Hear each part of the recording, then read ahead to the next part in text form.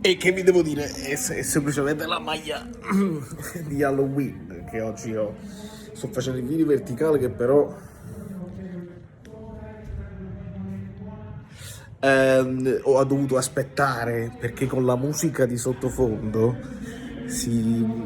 mi demonetizza il canale per la musica così, però ho visto l'assist di Spinazzola, devo suonare, quindi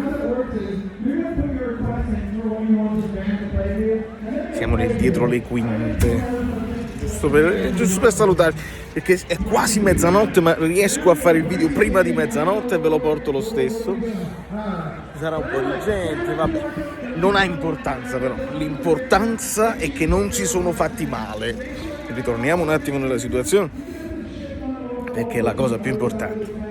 Spina ha fatto un bel assist, io non ho guardato la partita, quindi questa volta, se è vero che potevate fidarvi di me per quanto riguardava la partita di Belgio-Macedonia, là vi potevate fidare. Adesso mi fido io di voi perché non l'ho potuto, era un viaggio, quindi non ho potuto guardare nulla. Ditemi se effettivamente Di Lorenzo era a braccetto, se era camuffato, perché tipo la posso leggere anche a 4, però con Di Marco che va molto più avanti. No, Di Lorenzo, Bastoni, Calafiori, Di Marco. Con Orsolini diciamo che può fare più o meno il Politano, se Di Lorenzo sta più bloccato.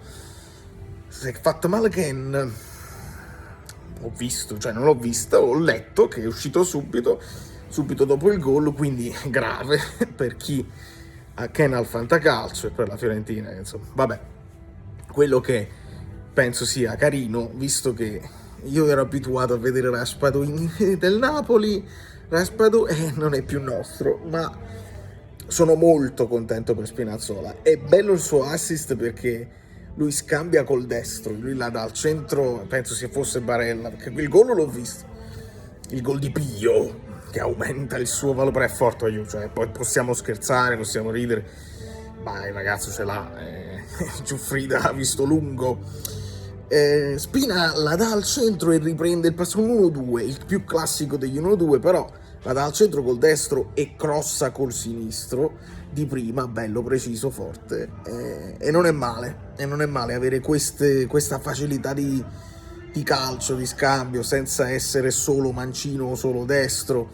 Quella penso sia la caratteristica migliore che ha Spinazzola, il puntare l'uomo. Poi leggevo tra gli amici Bellini nel gruppo Telegram anche che non era entrato proprio benissimo, però ci ha messo 10 minuti, ha messo l'assist a terra. E Brian Reeves, voi lo conoscete Brian Reeves? Spesso ve l'ho fatto vedere. Bacio.